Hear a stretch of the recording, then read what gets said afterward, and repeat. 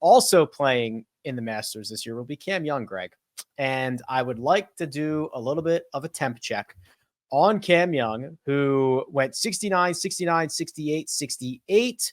His second 9 had birdies on 11, 12, and 14, but he played his final 4 holes at 1 over. And this will now be his 7th runner-up finish to go along with 0 career PGA Tour victories. Level of concern being where?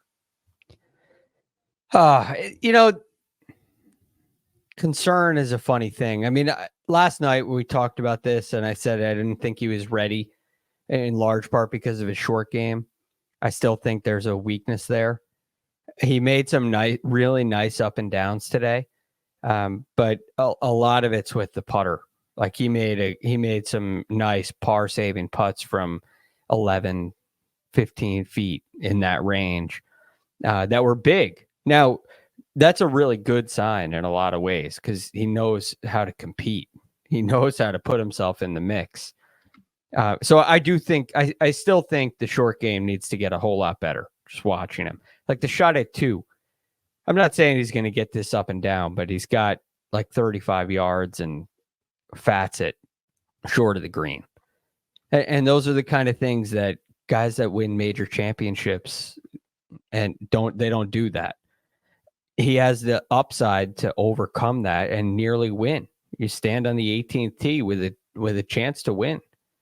Birdie at 18 gets him in a playoff, and might win outright because of the way the timing stands up. So look, I thought ultimately Cam Young played some really good golf. The birdie at 12 was huge. He took care of the par 5s on the back 9, which was a big deal. And he just needed that one shot. He needed the winning moment that Peter Malnati got. Cam Young didn't. And of course, the situation and the 3-putt on 18 is very disappointing. But this isn't far away for him. He's a big shot away from winning this week. It was a good week, KP. It was. He gained throughout the bag in a big way. He gained 3 strokes to the field and in all 4 categories on Sunday, but yet it still felt like he did not get enough out of the round. Yeah, I think so. 2 things. One, I think we would think about Cam Young differently if he had already won. Yeah. Right? If, like, let's say he had won that Open in 2022 or the PGA in 2022 or just something, we'd be like, oh man, Cam Young, man, he's playing well. I think he's going to win the Masters, whatever. I actually picked him to win the Masters at the start of the year. But because he hasn't won, it's like, oh man, is he, what's going on? You know, what's the deal? And then I think the other thing is I don't know that I realized, Rick, how good he was hitting it this year. He's had a weird year in terms of finishes, but it's almost all correlated to his putting. I mean, almost everything. Like if you go down the list of his good finishes, it's just weeks where he's been good with the putter, and his bad finishes, it's weeks when he's been bad with the putter. Now, they've been kind of extreme. Like he's had a bunch of like top 8s and a bunch of like 70ths or 65ths. And so that part has felt, I think, just a little odd, but it's just so correlated to his putting that I think you walk away feeling optimistic, but also like, yeah, like when is he going to win? You know, I think that's sort of the prevailing feeling from people that have been paying close attention to Cam Young for the last couple of years. One thing on that, KP, like if we would feel different if he had won, we would also feel a lot different if he had never really contended. You know, it's only his 3rd year on tour. And because there's been so many close calls and he's been in the mix in majors, he's on the forefront of our minds. But if this was like Chandler Phillips, you know, a coming out party where all of a sudden you're contending for the first time, we'd look at this game and say, okay, this guy's got it. He's already proven to us that he's got it. So now we're waiting for the next big step. Yeah, well, it's kind of like, well, what are you? Are you a star? Are you a guy that's going to win? I mean, it's a little bit the Xander question at times, maybe less so than Xander because Xander's been doing it for a lot longer and at a higher level. But like, yeah, what are you?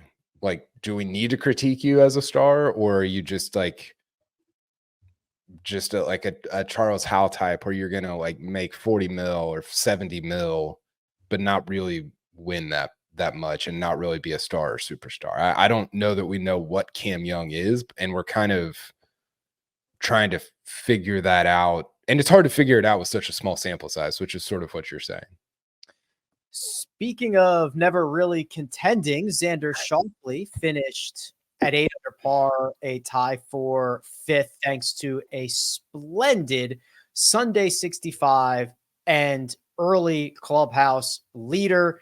I think he was done when the final group was on the 4th or 5th hole, something of that nature. Greg, this is garbage time. This is padding your stats. This is going to look very good on the profile when I upload that on Monday. But Xander Schauffele did not sniff contention for 1 second of this event.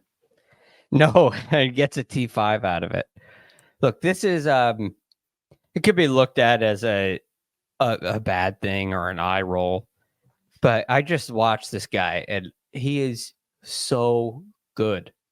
I marvel at how good he is at the game of golf. He's unbelievable. I mean, he had 11 birdie putts today inside of 15 feet. So one thing, he is working on his golf swing. He's making some changes in his golf swing. And last week, he was very clear about this. He was making it work with the scrambling. This week, it didn't quite work as well until today. So, I mean, this could give him some pretty serious confidence with the new direction that he's going in. Unless he just completely bailed on it all and went back to normal, I don't think that happened. So there's definitely a confidence boost with Xander. And because he's been in contention this year and played so well this year, it feels like he should be on the precipice of winning. But I'm not sure that he is at that level with his swing in his own mind. So ultimately, I think this is a really, really good sign for Xander, who's working on improving his game and making changes to do it. And that can take some time to work through. So I think this is a big step for him. Greg, it seems a little bit like the swing is good, but it's not necessarily good under pressure right now. Is that a fair way to say it? And if so, then why do you think that is? So we created this thing for amateurs called the levels of performance. There's basically 7 levels of performance when you're developing a skill. And a level 1 player, for instance, can make the motion. Let's say you're trying to get your left wrist in a bowed position. You can make a golf swing and you can bow your left wrist. That's a level 1 player. Level 2 player can do it with a golf ball there. A level 3 player can do it with a golf ball there to a target on the range. A level 3 player can do it to a target with a ball there on the golf course. And it goes on until basically, a level 7 player can do it on Sunday to win a championship. So there are varying levels of performance. And Xander's clearly at a level where he can do it in tournament competition. He can do it to a target. But when it's a chance to win an event like the Players' Championship, it's a lot more challenging. And, most players don't ever get to that level in their entire career. Yeah. I think Xander has been at that level. Although right now I don't think he is. What's the change? Because at the Players, it reminded me a little bit, Rick, of what we were seeing with remember we saw Hovland at Phoenix last year, and Just you're like full on grind mode. He's grinding his face off, and then he almost wins 2 majors.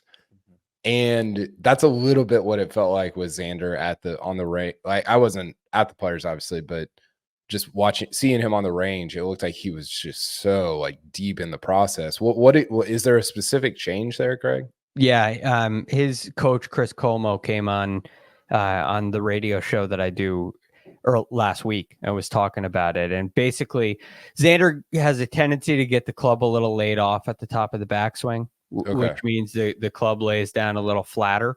Yeah. And they're trying to work the club a little more upright, so it points more down the target line. Yeah. And that helps him straighten out his ball flight a little bit. And so at times he gets it, at other times he doesn't. That's the simplest way to explain it. So it's just a little bit of a different pattern. Yeah. But look, I've seen Xander do stuff like this before. When he was playing in the US Open in 2020, I wanted to pick him. I think I did.